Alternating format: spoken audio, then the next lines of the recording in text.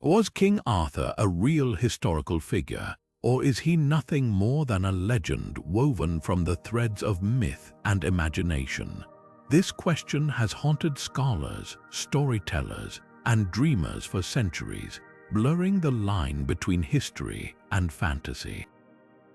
Picture this, a shadowy warlord rising from the chaos of post-Roman Britain, his name echoing through time as the once and future king. But how much of his story is rooted in fact, and how much is the stuff of fairy tales? Today, we're setting out on a journey to unravel one of history's greatest mysteries, a tale of knights, magic, and the fierce struggle for power in a world teetering between darkness and light. The legend of King Arthur is more than just a medieval fantasy. It's a reflection of our deepest desires for heroes who defy the odds, for justice in a world of turmoil, and for a leader brave enough to pull a sword from a stone and change destiny itself. But behind the towering castles and clashing swords lies a far more intriguing question. Could Arthur have been real? Did a man like him truly walk the earth, or was he crafted from the hopes of a people desperate for a savior? The answers might surprise you, because the truth is tangled in layers of folklore, ancient chronicles, and even a dash of political propaganda. From the misty hills of Wales to the grand halls of Camelot, the Arthurian legends have shaped cultures, inspired wars, and sparked countless retellings. But what if we could peel back those layers and find the real man or men who inspired the myth? Was Arthur a brilliant military commander holding back invading armies, or a symbol stitched together from fragments of forgotten kings? As we dive into the heart of this enigma, you'll discover how history and legend collide, how myths are born, and why, after all these years, we still can't let go of the idea that one day Arthur might return. So grab your sword, or at least your curiosity, because this story is about to get fascinating. To understand why the legend of King Arthur took root, we have to step into the turbulent world of 5th and 6th century Britain, a land caught between the ruins of empire and the rise of something new. Rome had withdrawn its legions, leaving behind a power vacuum that plunged the island into chaos. Roads and cities, once bustling under Roman order, now stood vulnerable as warlords and tribal leaders scrambled to fill the void. Into this fractured landscape came waves of Saxon invaders, pushing westward and clashing with the native Britons in a struggle for survival. It was a time of fire and sword, where alliances shifted like sand and the very idea of Britain seemed on the brink of vanishing. This was the perfect storm for a hero to emerge or to be invented. With no strong central authority, local rulers needed symbols to rally their people, stories to inspire resistance against the Saxon advance. Imagine a war-torn land where every victory against the invaders was magnified into legend, where a skilled battle commander could transform over generations into a mythical king. The Britons weren't just fighting for territory, they were fighting for their identity, and what could be more powerful than a leader prophesied to unite them? The historical records from this era are frustratingly sparse, like fragments of a burned manuscript. A handful of chronicles, like the Historia Brittonum and the Annals Cambrii, mention Arthur, or at least a figure bearing his name, as a war leader who won significant battles. But these accounts were written centuries after the fact, blending history with folklore. Even the famous Battle of Badon, where Arthur is said to have crushed the Saxons, is shrouded in mystery. Was it a real turning point, or a tale inflated to give hope to a desperate people? What's fascinating is how the Arthur figure evolved from possible reality into legend. In the early Welsh poems, he's not yet a king in shining armor, but a fierce defender of the Britons, a man of the borderlands between myth and history. Later, as Norman rulers sought to legitimize their power, Arthur's story was polished into a chivalric ideal: Camelot, the Round Table, the Holy Grail. But strip away those medieval embellishments and you're left with a tantalizing question. Was there a kernel of truth in the chaos of post-Roman Britain? A warlord, perhaps, whose deeds were so extraordinary they outlived him, becoming the seed of a legend we still can't resist. The earliest written mentions of Arthur appear centuries after he supposedly lived, in texts that straddle the line between history and legend. The 9th century Historia Brittonum, attributed to a Welsh monk named Nennius, gives us our first concrete glimpse, though concrete might be too generous a word. In a single passage, Arthur is described not as a king but as a dux bellorum, a war leader who fought alongside the kings of Britain against the Saxons. Nennius lists 12 battles Arthur supposedly won, culminating in the legendary Battle of Badon, where he's said to have single-handedly slain 960 men. That number alone should raise eyebrows. It's the kind of exaggeration that transforms a man into a myth. Then there's the Annals Cambriae, a terse Welsh chronicle from the 10th century that notes 2 key events: the Battle of Badon, dated to around 516, and the Battle of Camelot, where Arthur and Medrawd, better known as Mordred, fell. These entries are brief, almost casual, as if the writers assumed everyone already knew the stories. But here's the catch: both texts were compiled hundreds of years after the events they describe, by authors working with second-hand accounts and oral traditions. It's like trying to reconstruct a conversation from a game of telephone played across generations. Scholars are deeply divided on whether these references point to a real historical figure. Some argue that the consistency of Arthur's name and role across different texts suggests a kernel of truth. Others counter that the Historia Brittonum is less a factual record and more a political document, crafted to inspire Welsh resistance against Saxon expansion. The Battle of Badon, often cited as Arthur's greatest triumph, is especially slippery. The only near-contemporary source mentioning it is a 6th century monk named Gildas, who describes the battle but never names Arthur as the victor. Was Arthur inserted later to give the Britons a hero? What's telling is how Arthur evolves in these early texts. In Nennius, he's a brutal warrior, a far cry from the chivalric king of later romances. The Annals Cambriae treats him matter-of-factly, as if he were just another warlord in a chaotic era. Yet even these sparse details were enough to spark a legend. The absence of solid evidence doesn't necessarily mean Arthur didn't exist. It might simply mean his real deeds were so extraordinary that they outgrew history and became something grander. After all, in a time when survival hung by a thread, maybe people needed a figure like Arthur more than they needed facts. Geoffrey of Monmouth didn't just write a history, he crafted a myth so compelling it would shape centuries of imagination. In his 12th century masterpiece, The History of the Kings of Britain, Geoffrey took the shadowy figure of Arthur and draped him in grandeur, transforming a possibly real warlord into a legendary king. This wasn't just a chronicle, it was a cultural detonator. Suddenly, Arthur had a wizard by his side, Merlin, plucked from Welsh folklore and reborn as a seer and strategist. The sword in the stone became Excalibur, a symbol of divine right, and Camelot, that glittering ideal of justice and chivalry. It all sprung from Geoffrey's pen.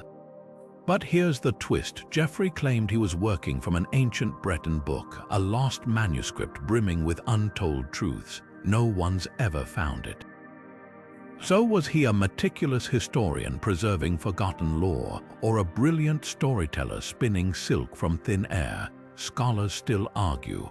Some point to his vivid details, names, battles, even genealogies, as proof he had access to sources now lost to time. Others say it's pure invention, a medieval bestseller blending scraps of tradition with outright fabrication. One thing's certain, Geoffrey's flair for drama reshaped Arthur forever. He gave us the betrayals, the epic loves, the tragic fall of a kingdom.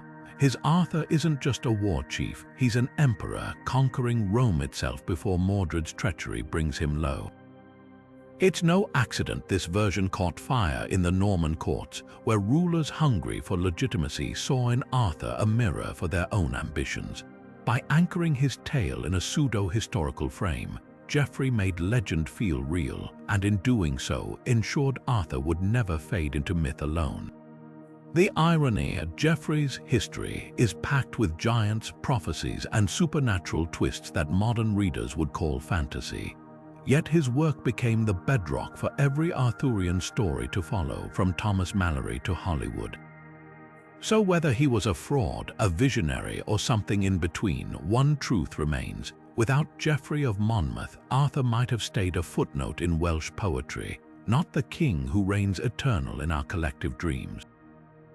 Long before Geoffrey of Monmouth penned his grand saga, Arthur was already alive in the wild, mystical world of Welsh storytelling, but he wasn't the crowned ruler of Camelot we know today. In tales like Culhwch and Olwen, one of the earliest surviving Welsh Arthurian texts, he strides onto the scene as something far more raw, a warrior chieftain surrounded by giants, enchanted boars, and quests that blur the line between reality and the other world.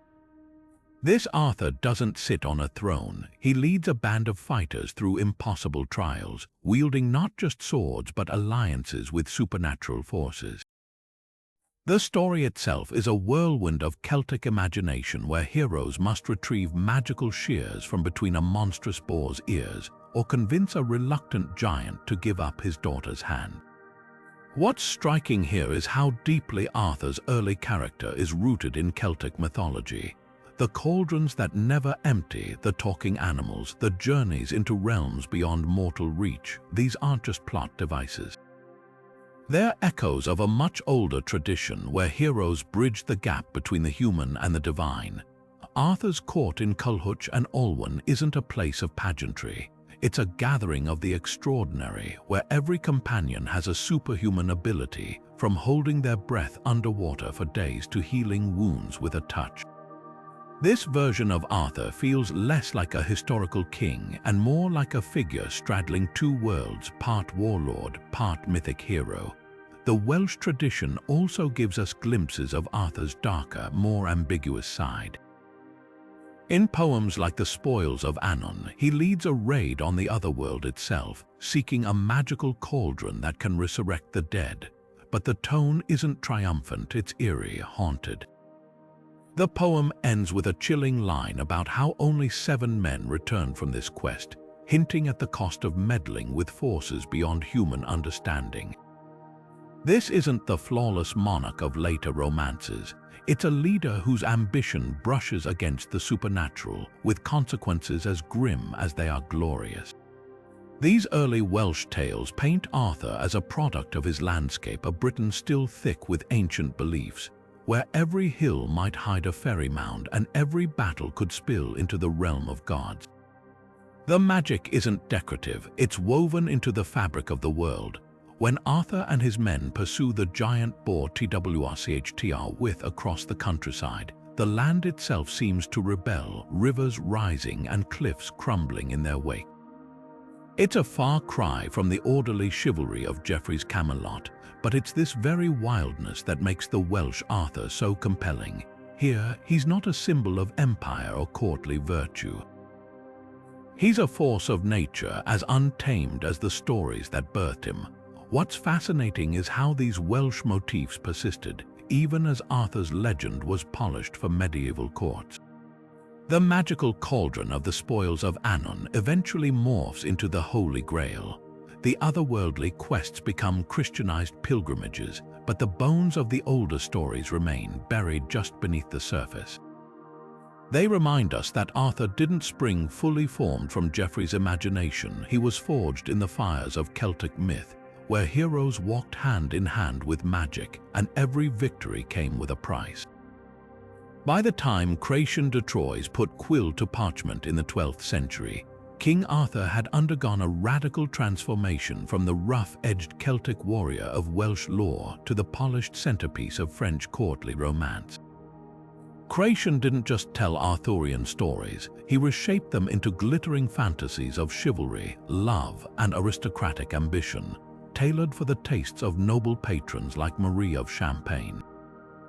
Suddenly, Camelot wasn't just a fortress, it was a stage for dazzling tournaments, whispered betrayals, and the delicate dance of courtly love. And at the heart of this reinvention stood Lancelot, a knight so devoted to Queen Guinevere that his very name became synonymous with forbidden passion. Creation's genius lay in how he reframed Arthur's world. In works like Lancelot, the Knight of the Cart, and Percival, the story of the Grail, the king himself often recedes into the background, more a symbol of authority than an active hero. Instead, the spotlight shifts to his knights, each embodying a different ideal or flaw of the chivalric code.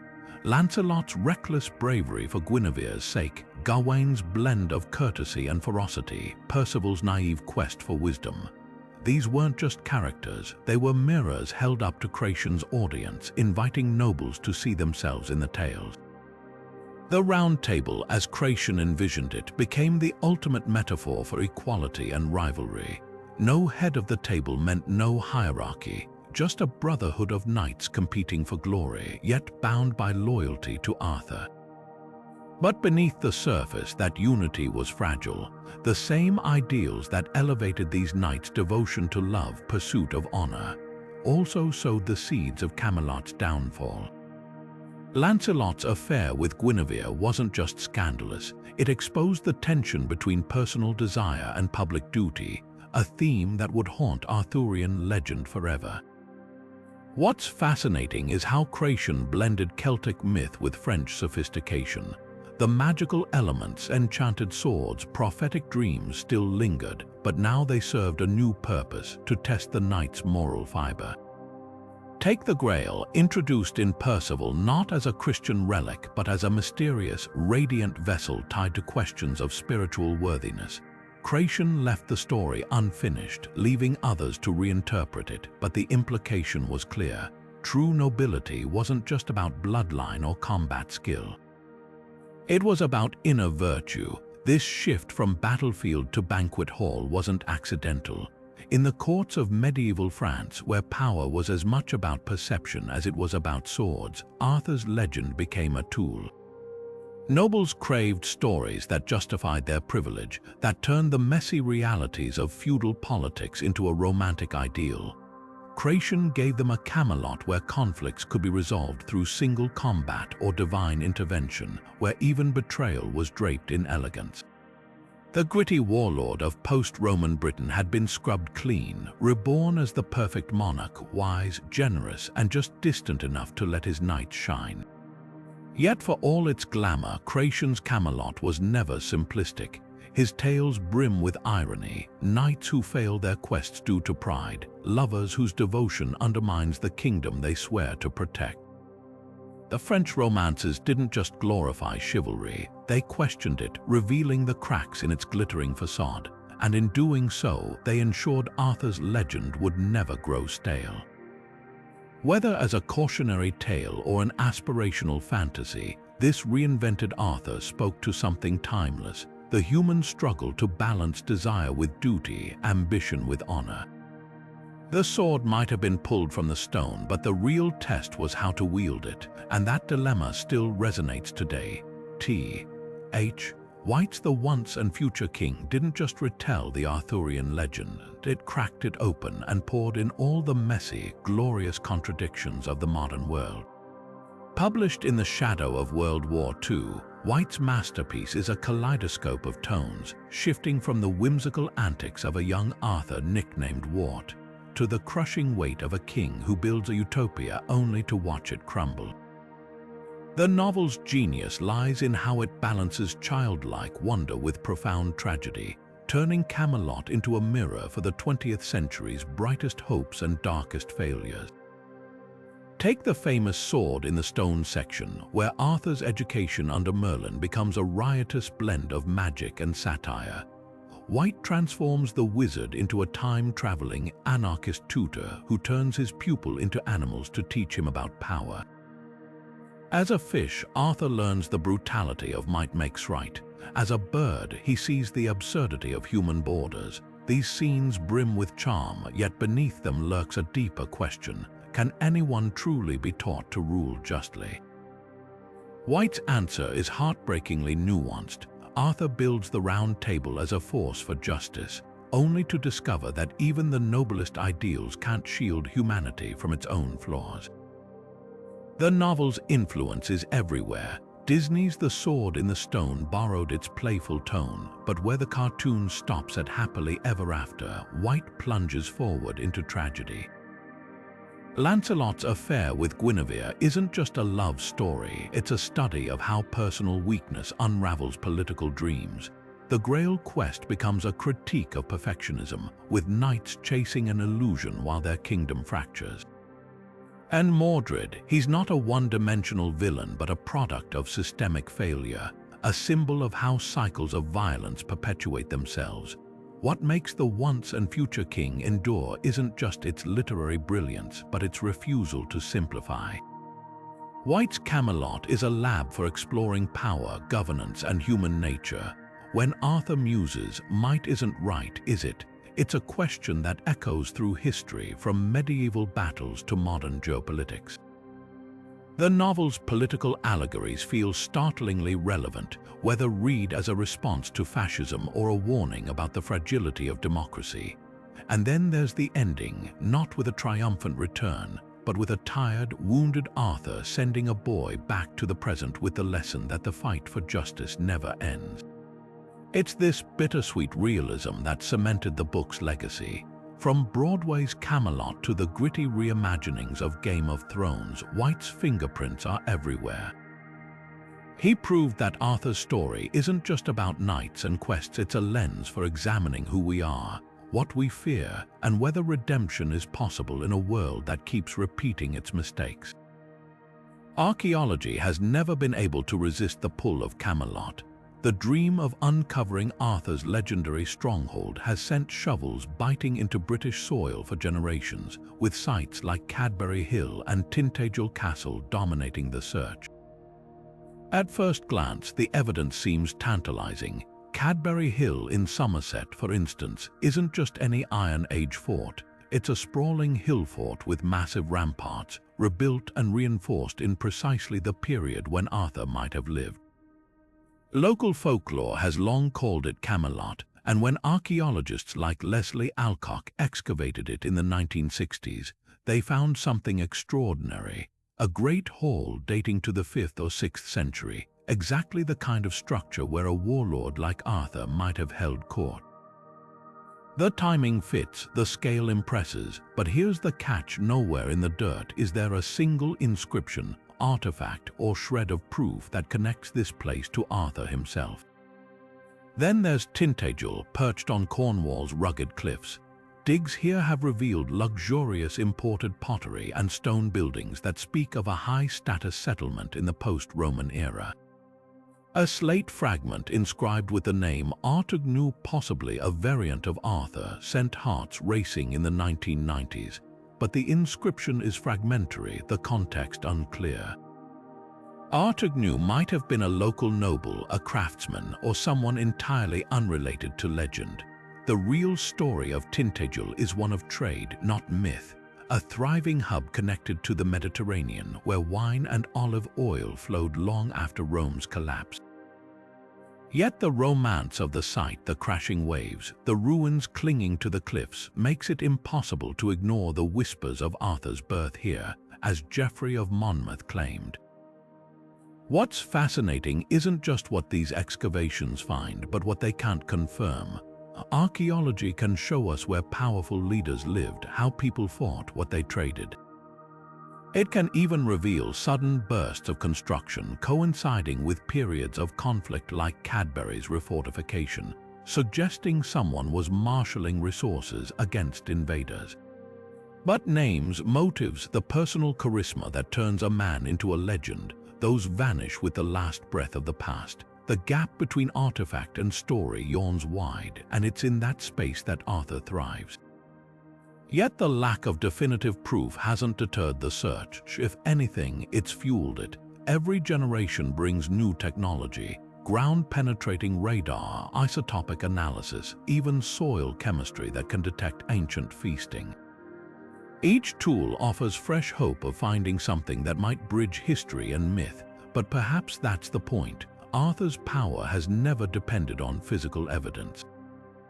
The real magic of these sites isn't in what they prove, but in how they keep the question alive. Standing on Cadbury Hill at sunset, or tracing the outlines of Tintagel's lost walls, it's easy to feel the weight of possibility, the idea that somewhere, just beneath the surface, the past might still surprise us. The irony is rich. The harder we dig for Arthur, the more we uncover the vibrant, complex world that could have inspired him. Not a single sword or stone bears his name, but the landscape itself seems to remember. And in that tension between what we can hold in our hands and what we hold in our hearts, the legend finds its enduring strength. Could Arthur have been a relic of Rome's fading empire, a commander trained in the disciplined warfare of the legions?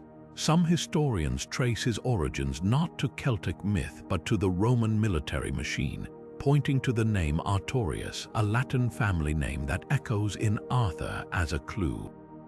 In the chaos of 5th century Britain, when Roman authority crumbled but its institutions lingered, it's plausible that a Romanized British general emerged, waging war against Saxon invaders with tactics honed by centuries of imperial strategy. Imagine a leader bridging two worlds, steeped in Latin education yet rallying tribal warriors. His battle plans a fusion of legionary precision and local grit. The theory gains traction when examining the military feats attributed to Arthur. Early accounts describe him winning battles against overwhelming odds, a feat reminiscent of Roman generals who outmaneuvered barbarian hordes with disciplined formations and cavalry strikes. The Battle of Badon, often cited as Arthur's crowning victory, reportedly involved a defensive stronghold and a devastating counterattack tactic straight from Rome's playbook. Cavalry, in particular, plays a curious role in Arthurian lore. The Britons weren't known for mounted warfare, yet Arthur's legend is inseparable from knights on horseback. Could this reflect the equites, Rome's elite cavalry units repurposed by a post-Roman warlord? Then there's the matter of leadership. Rome didn't just leave behind roads and ruins, it left a blueprint for command. The title Dux Bellorum, given to Arthur in the Historia Brittonum, mirrors the Roman dux, a military governor tasked with frontier defense.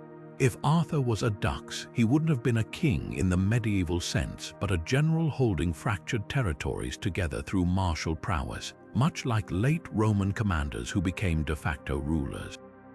The parallels don't end there. The concept of a warrior band loyal to a charismatic leader, central to early Arthurian tales, mirrors the comitatus, the sworn retinues of Germanic and Roman officers alike. But the Roman connection isn't just about tactics or titles, it's about identity. Post-Roman Britain was a place of cultural whiplash, where Latin-educated elites clung to Roman ideals while adapting to a new, brutal reality. Gildas, the 6th century monk whose writings are among the few near-contemporary sources, laments the collapse of Roman order, painting his era's rulers as unworthy successors to Rome's legacy. In this light, Arthur might represent a yearning for that lost stability, a figure who channeled Rome's ghost to stave off chaos, yet the theory isn't without holes. No Roman records mention an Artorius in Britain during the critical period, and the name itself, while Latin, could have been adopted independently. The cavalry emphasis might also reflect later medieval ideals retrojected onto the past. Still, the idea of a Romanized Arthur persists because it bridges the gap between myth and plausibility.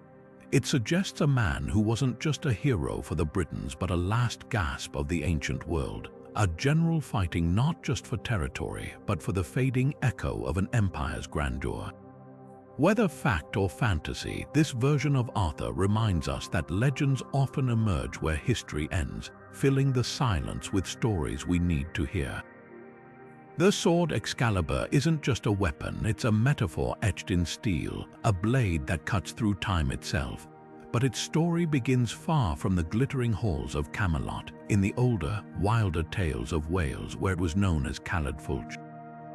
In the Welsh epic Culhwch and Olwen, Arthur wields this sword not as a sign of divine right, but but as a tool of raw, practical power, the kind needed to slice through giants and otherworldly beasts. There's no stone, no lake, no pomp, just a warrior and his trusted blade, surviving a world where magic and danger blur. Yet by the time Geoffrey of Monmouth retold the tale in the 12th century, the sword had transformed. Suddenly, it wasn't just a weapon, it was Excalibur, a name dripping with Latin grandeur, forged on the mystic Isle of Avalon. And here's where things get fascinating. Geoffrey introduced the idea of the sword's origin, but it was later French romances that truly spun its legend into gold. The Vulgate Cycle, a sprawling medieval text, gave us the Lady of the Lake, a watery enchantress who gifts Arthur the sword, only to reclaim it when his kingdom crumbles. This wasn't just storytelling, it was alchemy, turning a battle-ready blade into a symbol of sovereignty itself. But what did a real medieval sword actually look like? Picture this, a double-edged weapon about 30 inches long, forged from pattern-welded steel, layers of metal painstakingly hammered together for strength. A warrior's life depended on its balance, its heft. Yet Excalibur defies these earthly limits. In Mallory's Le Morte d'Arthur, it's described as shining with light as 30 torches, its scabbard making the wearer invulnerable. No blacksmith's anvil could produce such marvels. That's the point. Excalibur isn't just metal.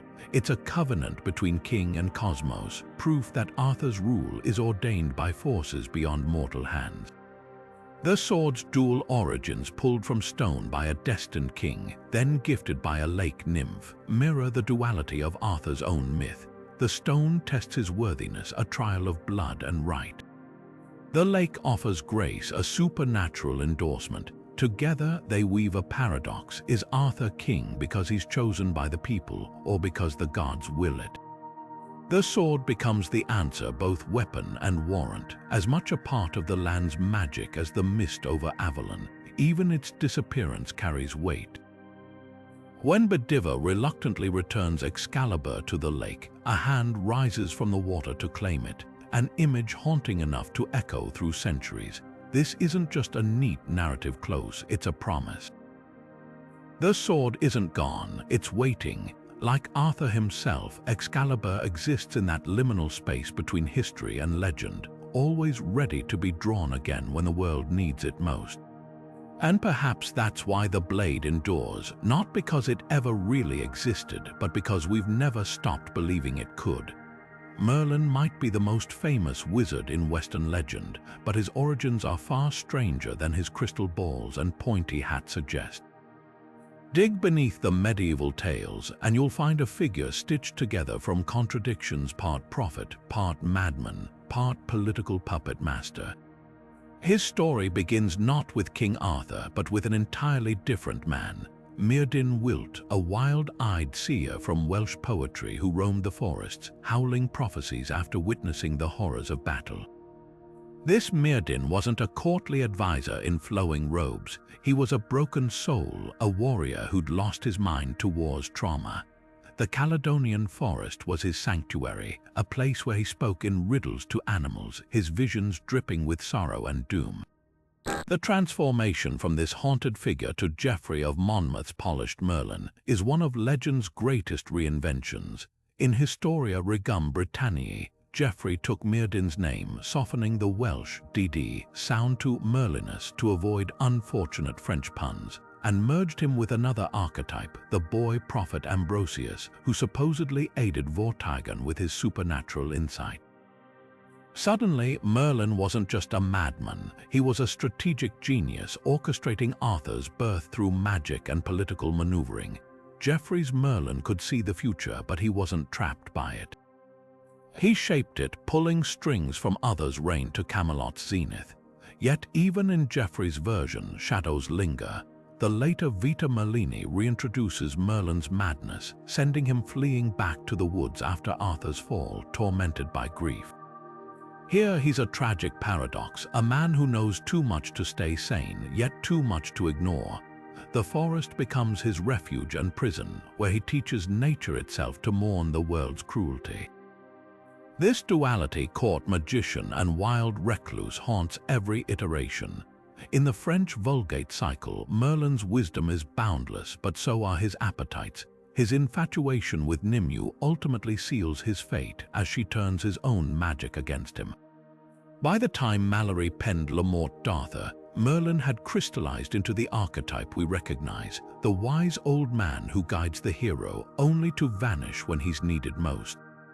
But Malory adds a chilling twist. Merlin knows Nimue will entomb him, yet he teaches her his secrets anyway. Is it love, fate, or the exhaustion of a seer who's peered too long into time's abyss? The question lingers unanswered. What makes Merlin endure isn't just his magic, but his humanity. He's a bridge between worlds, between Celtic mysticism and medieval romance, between sanity and madness, between the desire to control destiny and the crushing weight of seeing it unfold. Whether whispering prophecies to kings or babbling to owls in the dark, he remains the most human of wizards, brilliant, flawed, and forever just out of reach. The Round Table wasn't just furniture, it was a revolutionary idea wrapped in polished wood. A table with no head, no foot, where every knight sat as an equal. In the rigid hierarchy of medieval Europe, that wasn't just unusual, it was radical. But was it a genuine attempt to create brotherhood among warriors, or a clever propaganda tool dressing up feudalism in shiny new armor? The truth lies somewhere in the tension between idealism and power. Chrétien de Troyes first introduced the Round Table in his 12th century romances, painting it as the ultimate symbol of unity. No one knight could claim precedence by seating position. Decisions were made collectively. In theory, it was chivalry's answer to democracy, merit over birthright. Yet this noble vision had cracks. For all its equality, the table still orbited around Arthur, whose authority went unchallenged. The knights might debate tactics, but the king's word was law. That's the paradox. The Round Table preached equality while reinforcing a pyramid with Arthur at its peak. Historians see echoes of real knightly orders here. Take the Knights Templar, founded just decades before Chrétien's tales. They swore oaths of poverty and brotherhood, yet answered directly to the Pope. Or the Order of the Garter, Edward III's elite circle, where membership was a badge of royal favor disguised as camaraderie. These orders, like the Round Table, balanced egalitarian rhetoric with strict loyalty to hierarchy. The message was clear: unity mattered, but only within the system. Then there's the darker subtext. The Round Table's fame hinges on its exclusivity. Only the best knights earned a seat. Who decided who was worthy? Arthur and his inner circle. The table's equality was conditional, a reward for conforming to the crown's ideals. It's no accident that the most famous Round Table stories, Lancelot's betrayal, the Grail quest's failures, are about testing those limits. When knights like Gawain or Percival stray from Arthur's vision, chaos follows. The table's unity is fragile because it's enforced, not earned. Yet for all its contradictions, the Round Table resonated because it offered a glimmer of something better. In a world where birth dictated destiny, the idea that bravery and honor could elevate a commoner to sit beside nobles was electrifying. It's why the symbol endures, not as historical fact, but as a mirror. Every generation sees what it wants in that table: a model for teamwork, a critique of inequality, or a warning about the cost of blind loyalty. The wood may be mythical, but the questions it raises are timeless. Guinevere and Lancelot's love affair isn't just a scandal, it's the crack in Camelot's golden facade, the flaw that makes Arthur's legend painfully human. But the story wasn't always about forbidden passion. In the earliest Welsh tales, Guinevere isn't a queen torn between duty and desire. She's a pawn in a brutal power struggle. Take Culhwch and Olwen, where she's mentioned only in passing as Arthur's wife, or the Triads of the island of Britain, which briefly note her abduction by a rival king. These versions paint her not as an adulteress, but as a trophy, a symbol of sovereignty stolen and reclaimed. There's no Lancelot here, just the raw politics of a world where marriage was less about love and more about alliances. The French romances changed everything. Création de Troyes' Knight of the Cart didn't just introduce Lancelot, it turned Guinevere's story into a psychological drama. Suddenly, the queen wasn't a passive victim, but a woman risking everything for love, while Lancelot's devotion bordered on religious fervor. Their affair became a chivalric paradox. A knight's highest duty was to his lady, even if it meant betraying his king. This wasn't just gossip, it was a narrative balm, forcing audiences to wrestle with the tension between personal desire and public honor. What's fascinating is how the tale evolved to serve different agendas. In the French Vulgate cycle, the affair is framed as sin, with heavenly omens warning of Camelot's doom. Yet even as the text condemns Guinevere and Lancelot, it gives them startling depth. Their love isn't lust but a tragic force, as inevitable as it is destructive. Compare that to Malory's Le Morte d'Arthur, where their betrayal feels almost bureaucratic, a failing in the system rather than a grand passion. Malory's Lancelot agonizes over loyalty, while Guinevere veers between fierceness and guilt, embodying the era's conflicted views on women's agency. At its heart, the love triangle's power lies in how it complicates Arthur. Without Guinevere's betrayal, he's a flawless king, admirable but distant. With it, he becomes achingly real, a ruler who conquers empires yet can't control his own heart or his wife's. The moment he forgives Lancelot only for the cycle of betrayal to repeat reveals the fragility of even the noblest ideals. This isn't just about adultery, it's about trust, power, and the cruel irony that the very bonds holding Camelot together are also unraveling it. The scandal endures because it asks impossible questions. Can love ever justify disloyalty? Does greatness demand personal sacrifice? By refusing easy answers, the story keeps us hooked century after century. Guinevere and Lancelot aren't just lovers, they're mirrors, reflecting our own struggles between what we want and what we owe. And in that tension, Camelot stops being a fairy tale and starts feeling like home. Mordred's story begins not as a villain, but as a rebel with a cause, a far cry from the incest-born usurper of later tales. In the earliest Welsh traditions, he's Medrawd, a warrior whose name appears in the Annals Cambrii with a single, devastating line: the strife of Camlan, in which Arthur and Medrawd fell. No mention of betrayal, no father-son drama, just two men dying on the same battlefield, their relationship as ambiguous as Arthur's own historical existence. Some Welsh texts even suggest Medrawd fought alongside Arthur, a loyal captain until the fatal clash at Camlan. So how did this obscure figure morph into Camelot's ultimate traitor? The transformation starts with Geoffrey of Monmouth, who wove Medrawd into Arthur's family tree, not just as a nephew, but as the product of an unknowing incestuous union between Arthur and his half-sister Morgause. Suddenly, Mordred isn't just a rival, he's a walking symbol of royal folly, a living reminder that even the greatest kings carry the seeds of their own destruction.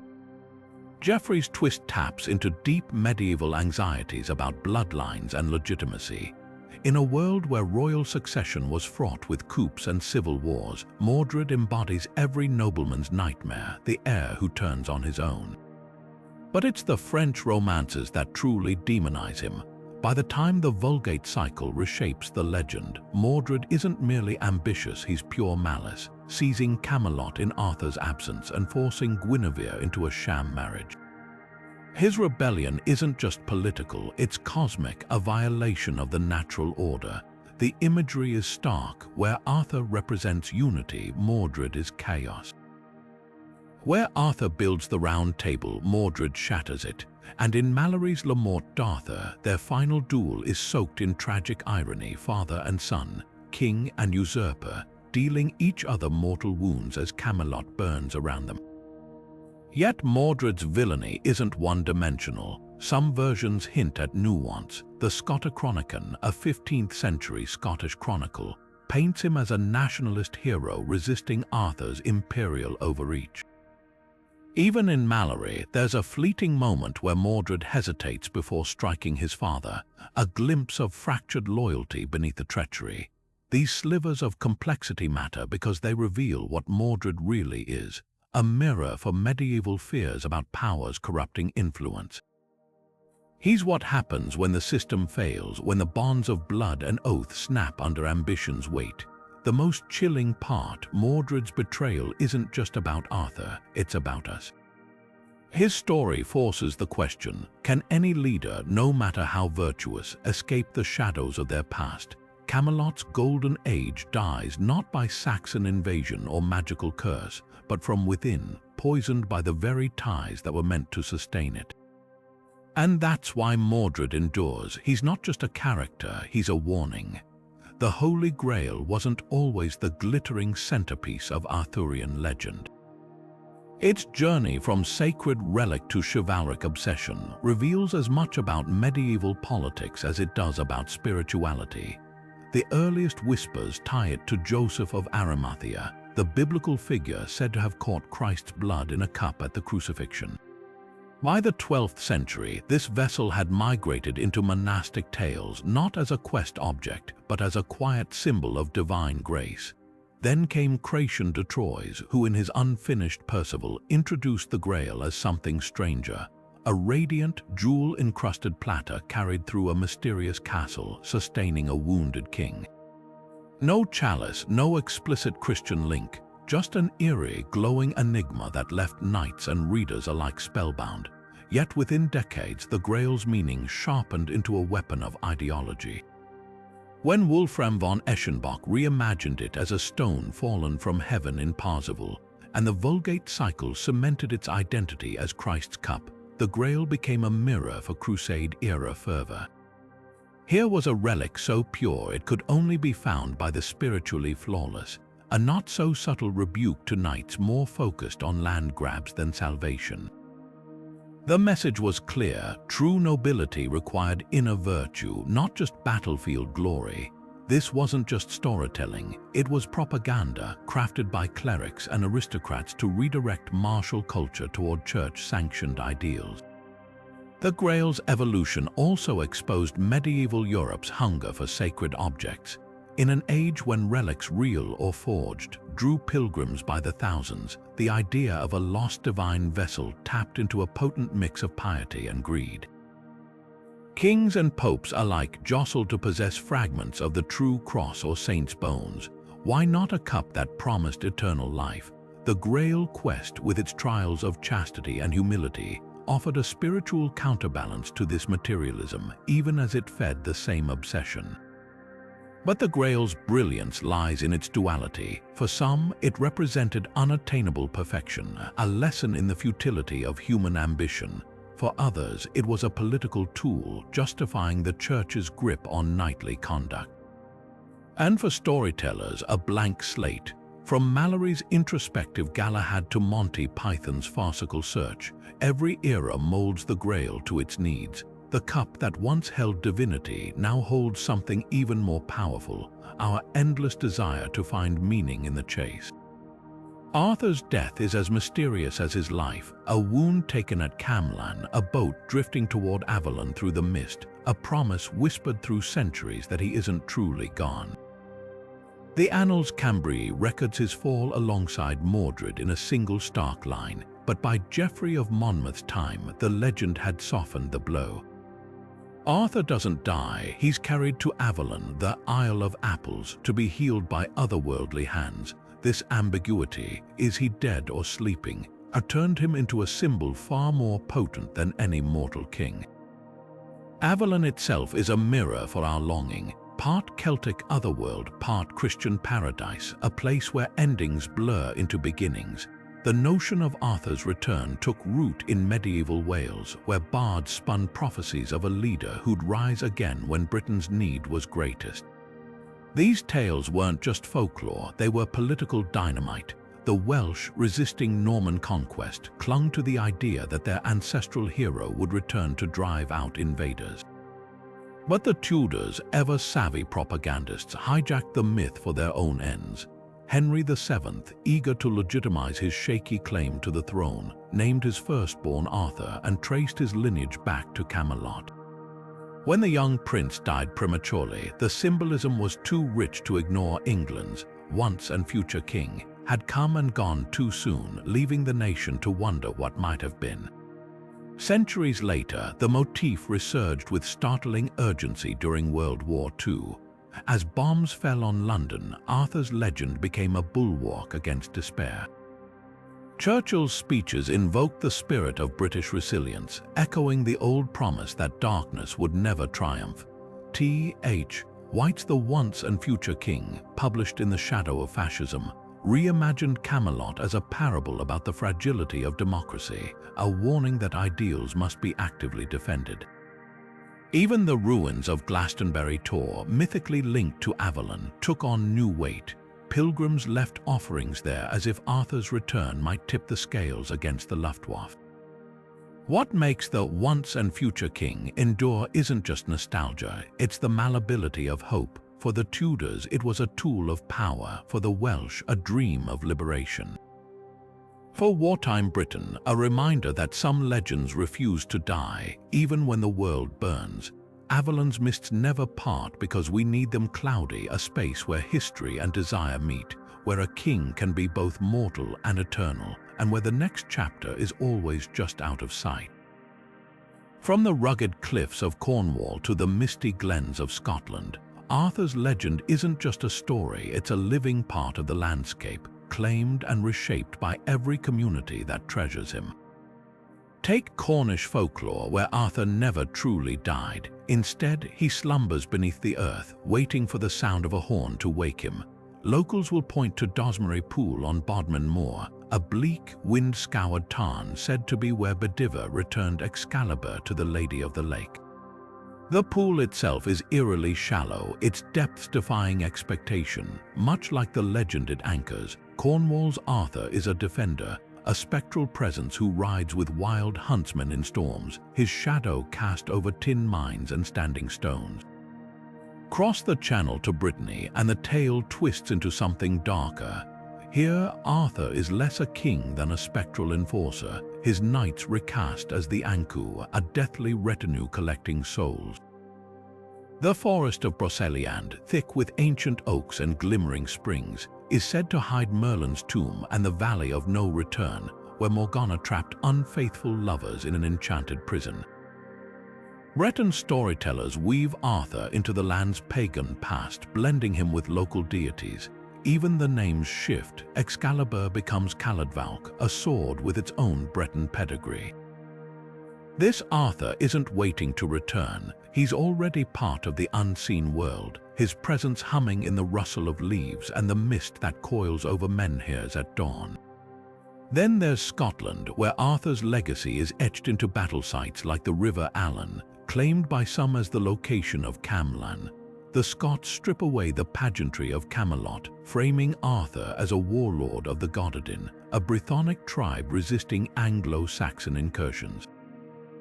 Edinburgh's Arthur's Seat, that jagged volcanic peak looming over the city, ties him to the land through sheer physicality. No magic swords here, just a fortress-like hill where a real leader might have rallied his men.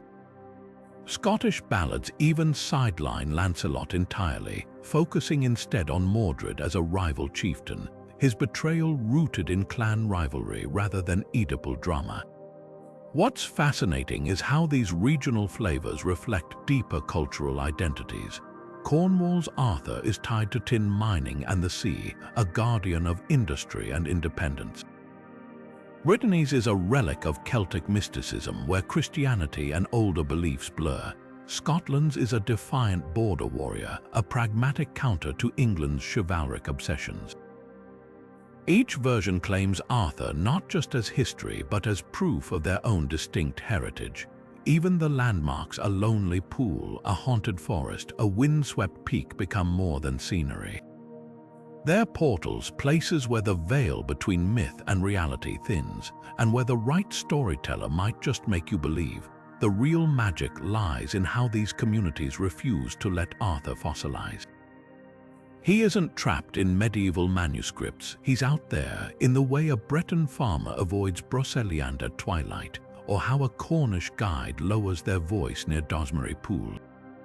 These aren't tourist gimmicks, they're acts of stewardship, a way of keeping the legend alive by grounding it in soil and stone. After all, what's a king without a kingdom? And what's a myth without people who still whisper it into the wind? Thomas Malory's Le Morte d'Arthur wasn't just a book, it was a lifeline thrown to a nation desperate for heroes. Written in the dank confines of Newgate Prison and printed by William Caxton in 1485, this sprawling epic arrived at a pivotal moment. England had barely caught its breath after the Wars of the Roses, a bloody decades-long feud between noble houses that left the countryside scarred and the throne unstable. Into this fractured world strode Malory's Arthur, a king who united a realm under one banner, a symbol of order in chaos, exactly what Tudor England craved. Caxton's decision to print Malory's manuscript wasn't just business, it was cultural alchemy. The printing press was still a novelty in England, and Le Morte d'Arthur became one of its first bestsellers. Caxton's preface framed the tales as moral instruction, a guide for knights and nobles on chivalry's fading ideals. But beneath that gloss lay something grittier. Malory's prose, with its raw battles, tangled loyalties, and flawed humanity, resonated because it felt real. This wasn't the polished allegory of French romances. It was a story of power's costs where even the noblest hearts faltered. Malory's genius was synthesis. He wove together French and Welsh sources, trimming their excesses while preserving their grandeur. The Round Table's fall isn't sudden in his telling. It's a slow unraveling, betrayal piling on misjudgment, until Camelot collapses under its own contradictions. Lancelot's love for Guinevere isn't just tragic, it's politically catastrophic. Mordred's rebellion isn't schemed in shadows, it's born from neglect, a son spurned by a father too busy ruling to notice the rot at home. These tensions mirrored England's own post-war reckoning, where the nobility had to ask, had their feuds been worth the bloodshed? The book's influence rippled far beyond its era. For the Tudors, Le Morte d'Arthur was propaganda gold. Henry VII, eager to legitimize his shaky claim to the throne, named his firstborn Arthur and staged grand ceremonies echoing Camelot's imagery. The message was clear: a new golden age was dawning with the Tudors as its rightful architects. Yet Malory's text resisted simple co-opting. Its ambivalence about power, the way even Arthur's greatness couldn't prevent disaster, made it more than a royal PR tool. It became a mirror for England's identity, a nation grappling with the gap between its ideals and its messy reality. What's striking is how modern Le Morte d'Arthur feels. Malory's knights aren't paragons, they're human. Gawain's vengeful streak, Tristan's melancholy, even Arthur's moments of doubt, these flaws give the legend its enduring grip. Caxton's printing ensured these characters would outlive their time, embedded in English consciousness. From Shakespeare's histories to Tennyson's Idylls of the King, every retelling owes a debt to Malory's vision. He didn't just compile stories, he gave them a heartbeat, ensuring that 6 centuries later, we're still debating whether Arthur was a hero, a fool, or something in between. Alfred, Lord Tennyson, didn't just revive the legend of King Arthur, he reinvented him as the perfect Victorian gentleman, a beacon of moral purity in an age of smoke and steel. His Idylls of the King, published between 1859 and 1885, transformed Camelot into a glittering allegory for Britain's own imperial anxieties and ideals. Gone were the blood-soaked battlefields and political machinations of Malory's Le Morte d'Arthur. In their place stood a courtly utopia where knights knelt as much to etiquette as to duty, and Arthur's greatest foe wasn't Mordred but the creeping rot of human frailty. Tennyson's Camelot was less a medieval stronghold than a drawing room draped in velvet. Its conflicts played out in whispered scandals and sidelong glances. The poem's timing was no accident. As the Industrial Revolution reshaped Britain's landscape, Victorians clung to Arthur as a symbol of stability. Factories might belch soot over cities, and empires might tremble under colonial rebellions, but in Tennyson's verse, the Round Table offered order. His Arthur is less a warrior than a statesman, a ruler who embodies the era's obsession with self-discipline and public virtue. Even his downfall is framed as a failure of moral hygiene. Guinevere's adultery isn't just a betrayal, it's a contagion that weakens the body politic. Tennyson's obsession with purity mirrored Victorian attitudes toward gender. Women, like his ethereal Enid or doomed Elaine, were either paragons of devotion or tragic warnings against passion. This vision didn't exist in a vacuum.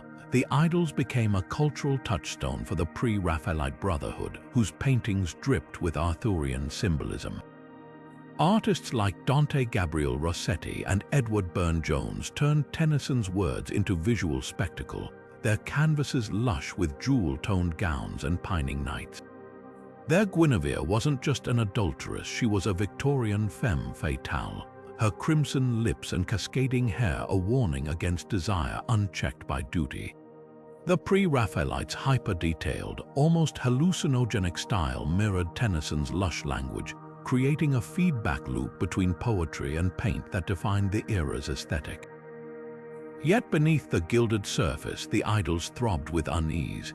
Tennyson wrote amid the carnage of the Crimean War and the upheavals of Darwinism, and his Arthur struggles to hold back a tide of doubt.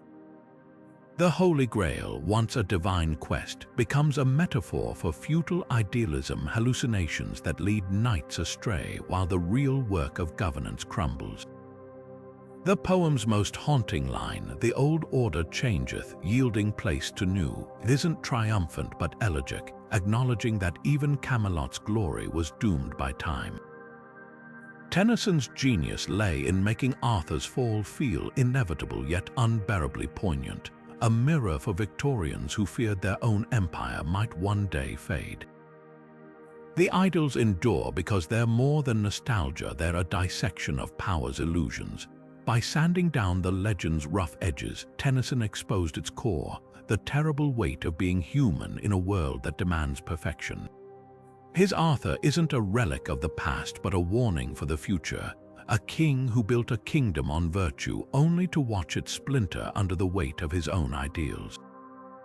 In that tension between what we aspire to be and what we inevitably become, the Victorian Arthur finds his immortality.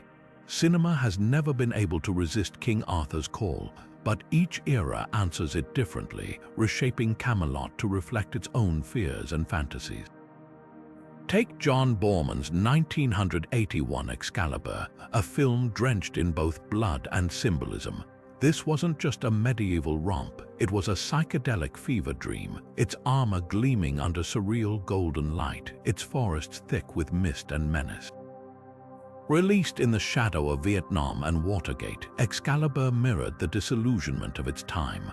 Arthur's quest for unity feels eerily like a lost cause, his round table crumbling under betrayal and futility. The film's most haunting scene isn't a battle, but Merlin's whispered prophecy, "The land and the king are one," as the kingdom withers under Mordred's rule.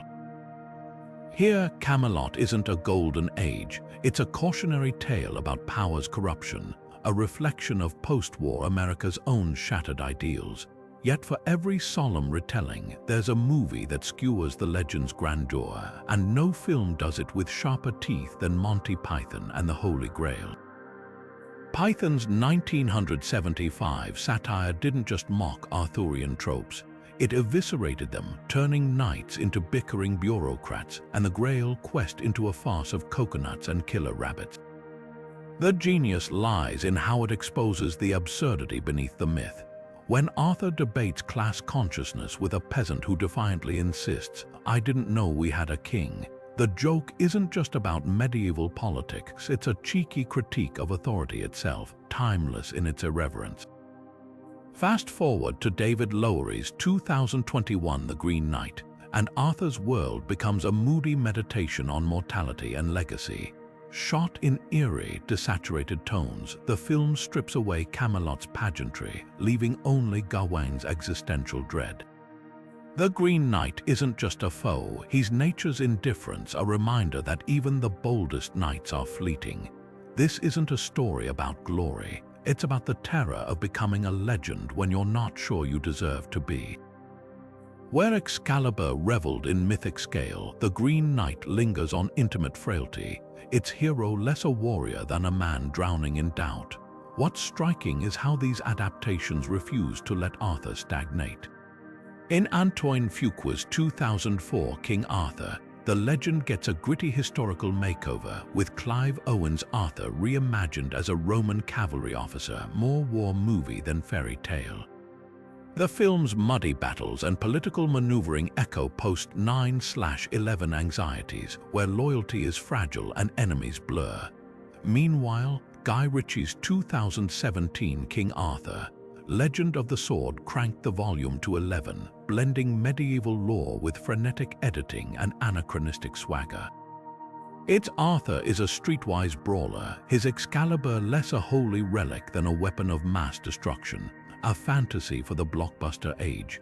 Each of these films serves as a time capsule, revealing as much about their creators as about Arthur himself. The legend's plasticity is its power. It can be a mirror for post-war trauma, a playground for anarchic humor, or a canvas for existential dread. What unites them all is the understanding that Camelot was never just a place, it's an idea, endlessly adaptable, forever inviting us to project our hopes and fears onto its shimmering walls.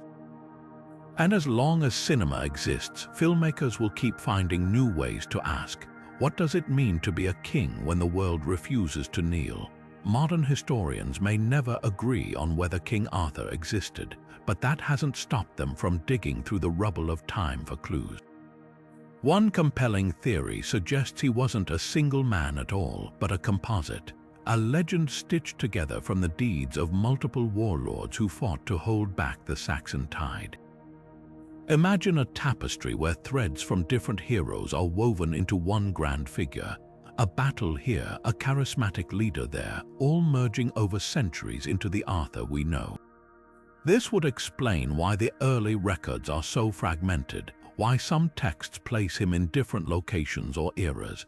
The human mind craves singular heroes, and what better way to make sense of chaos than to consolidate it into a name that rings through history? Among the contenders for Arthur's real-life inspiration, Riothermus stands out. A 5th-century British king mentioned by the Gothic historian Jordanes, Riothermus led an army across the Channel to aid the Romans against the Visigoths, only to vanish after a betrayal. The parallels are tantalizing, a British leader fighting a doomed campaign, his fate shrouded in mystery. Some scholars argue Riothermus wasn't even a name but a title meaning High King, which could have evolved into Arthur over time. But here's the catch, Riothermus operated in Gaul, not Britain, and his story lacks the local battles that define Arthur's legend. It's a puzzle piece that almost fits if you squint. Then there's Lucius Artorius Castus, a 2nd-century Roman officer whose name echoes eerily close to Arthur. Stationed in Britain, he commanded a cavalry unit of Sarmatian horsemen, fierce warriors who worshipped a sword plunged into the earth, a ritual that might have inspired the sword in the stone. Even more intriguing, Sarmatian folklore featured a hero bathed in magical fire, much like Arthur's otherworldly connections, but the timeline is off by 300 years. Could memories of Artorius have lingered, merging with later tales of post-Roman resistance? It's possible, but like all theories, it's built on sand, a whisper of a name, a shadow of a resemblance. The debate grows even murkier when you consider regional warlords like Ambrosius Aurelianus, a Romano-British leader praised by the monk Gildas for his victories against the Saxons. Gildas never mentions Arthur, but later writers might have borrowed Ambrosius's achievements to flesh out their hero. Other candidates, from the Welsh king Owain D. Dantgwyn to the shadowy figure of Athawes ap Murig, each have their champions. The problem, every theory relies on scraps, a name in a chronicle, a battle site with no clear date, leaving historians to endlessly rearrange the same pieces without completing the puzzle. What's fascinating isn't just the lack of consensus, but why we keep searching. Arthur endures because he fills a gap in our understanding of post-Roman Britain, a period so poorly documented it's been called the Dark Ages for good reason. Without clear records, we project our need for order onto the chaos, crafting a king who represents unity in a shattered world. The real Arthur may be unknowable, but the quest for him tells us something profound. History isn't just about facts. It's about the stories we tell to make sense of who we are. And in that sense, Arthur, whether man, myth, or mosaic, is as real as we need him to be. Arthur's shadow looms large over modern fantasy, his legend woven into the very DNA of the genre. Take J.R.R. Tolkien's Middle-earth. While he famously dismissed direct Arthurian parallels, the echoes are undeniable. Aragorn, the exiled heir returning to reclaim his throne, embodies Arthur's messianic arc. His sword, Anduril, reforged from the shards of Narsil, mirrors Excalibur's symbolism as a weapon of destiny. Even Gandalf's role as a guiding, Merlin-like figure, vanishing and returning, transformed plays on the archetype of the magical mentor who shepherds kings into power. Tolkien's genius was in distilling these mythic threads into something fresh, yet the bones of Camelot remain beneath the surface, reforged for a world still reeling from war's trauma. Stephen King's The Dark Tower takes Arthur's legacy and twists it into something darker, grittier, and far more ambiguous. Roland Deschain, The Last Gunslinger, is a fractured reflection of the once and future king, his quest for the tower a distorted Grail quest, his quartet a broken round table. The series revels in cyclical history, another core Arthurian trope, with Roland doomed to repeat his journey until he learns its lessons. King's multiverse even includes a version of Camelot crumbling under the weight of its own corruption, a nod to how legends decay when stripped of their idealism. Here, Arthur isn't a savior but a cautionary tale, his myth repurposed to explore addiction, obsession, and the cost of blind purpose. Then there's Game of Thrones, where George R.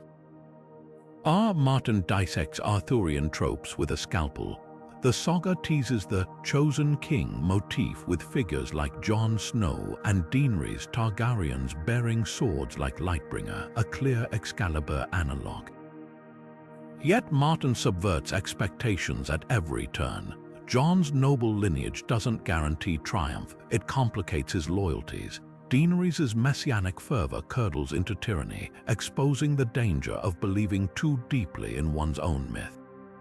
Even Merlin finds his counterpart in Melisandre, a red priestess whose prophecies are as unreliable as they are seductive, the show's infamous Red Wedding.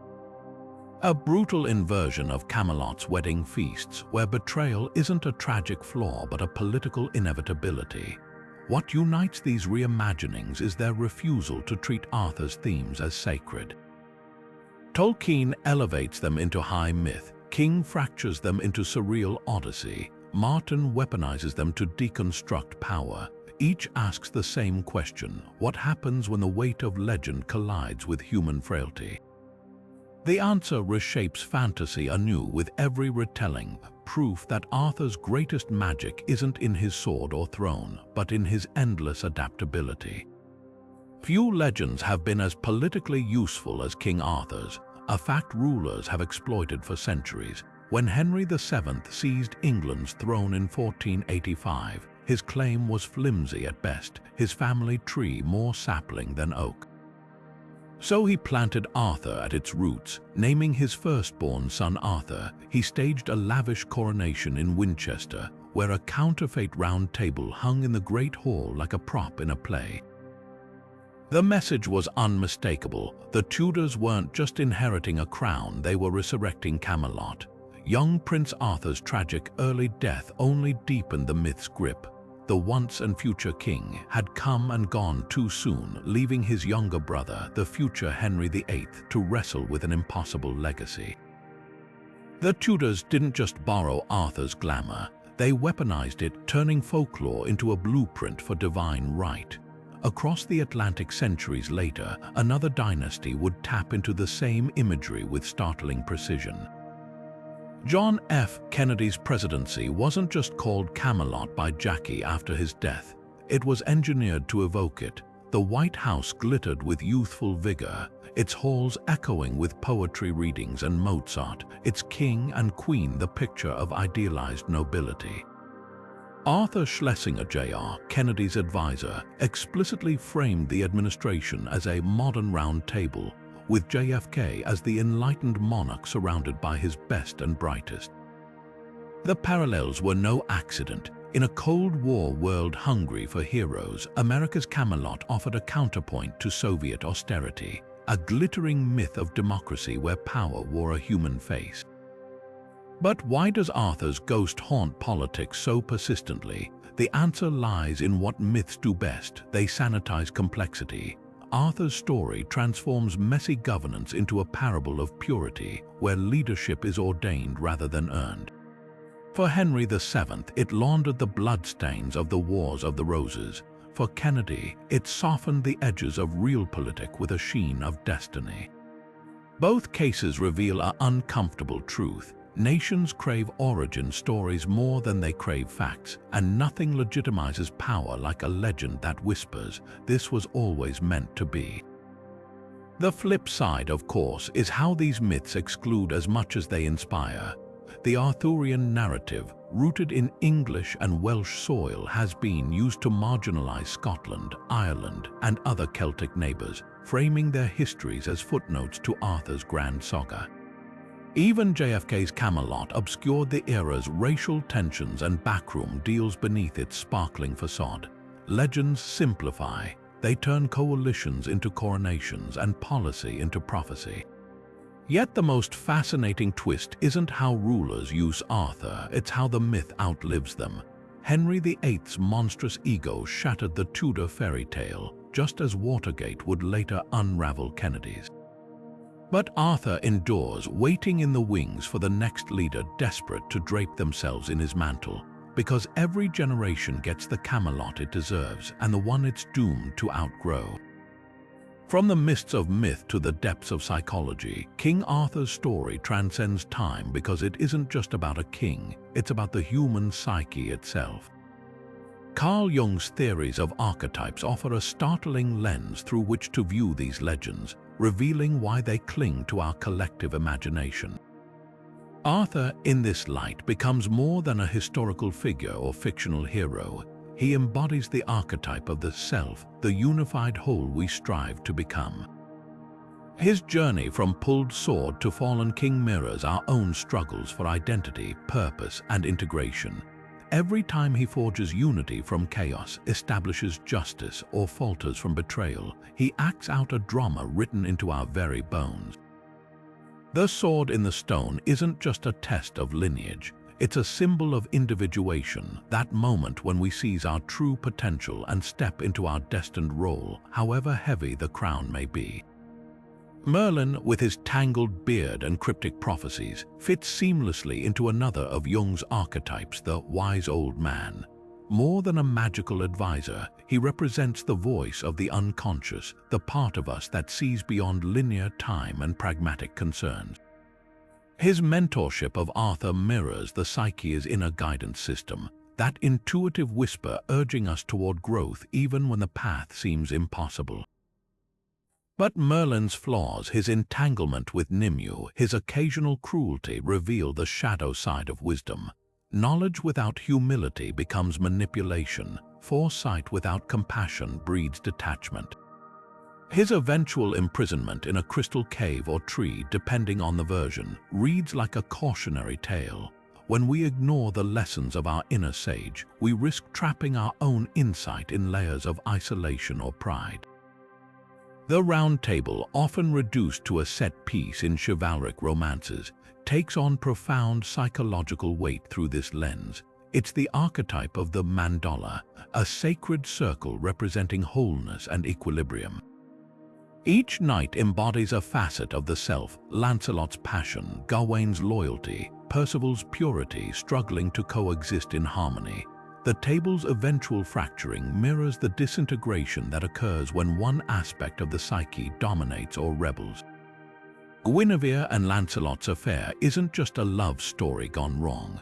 It's the peril of letting desire overthrow reason, while Mordred's betrayal embodies the self-destructive impulses that arise when the ego feels abandoned by its ideals. What makes these myths endure isn't their historical veracity but their psychological precision. They map the terra incognita of our inner worlds, giving form to battles we all fight between duty and desire, shadow and light, unity and chaos. Avalon's mist-shrouded isle isn't just a resting place for a wounded king. It's the promise of healing and return that lives in every person who's ever faced despair and dared to hope again. The archetypes don't age because humanity doesn't.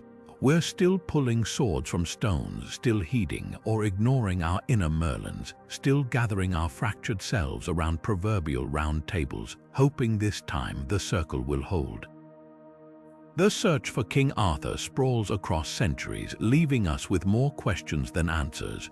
On one side of the debate, whispers of his existence linger in fragments like the Historia Brittonum, where Arthur is named a war leader who crushed Saxon armies at Mount Badon. The Annals Cambriae coldly records his death at Camelot alongside Mordred, a terse note that feels too specific to dismiss entirely.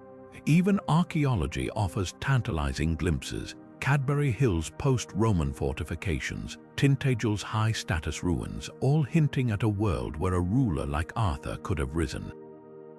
Yet for every clue, there's a counter-argument. No contemporary chronicle mentions him by name. Gildas, writing just decades after Badon, credits the victory to Ambrosius Aurelianus, not Arthur. The earliest Welsh poems treat him as a half-mythic figure battling witches and giants, not a historical general, and let's be honest, a sword in a stone. A wizard whispering prophecies, these aren't the trappings of history, they're the fabric of legend. But here's the twist: Arthur's power never relied on factual proof. He endures because he's a shapeshifter, reflecting whatever a society needs him to be. To the Welsh bards, he was a defiant symbol of resistance against invaders. To Geoffrey of Monmouth's Norman patrons, he became a blueprint for enlightened kingship. The Victorians polished him into a moral paragon, while modern filmmakers recast him as a gritty warlord or a disillusioned anti-hero. Camelot isn't just a place, it's an idea, endlessly adaptable. When empires rise or democracies fray, Arthur resurfaces, his legend bending to ask the same urgent question: what does it mean to lead justly in an unjust world? Perhaps that's why we keep digging for him, not in the dirt of hill forts, but in the stories we tell ourselves. Whether he was real or not almost doesn't matter.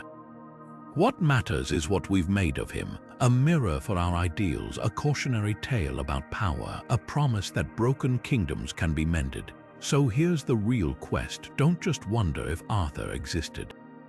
Ask why we need him to, then turn the question inward. What would your Camelot look like? The comments are your round table.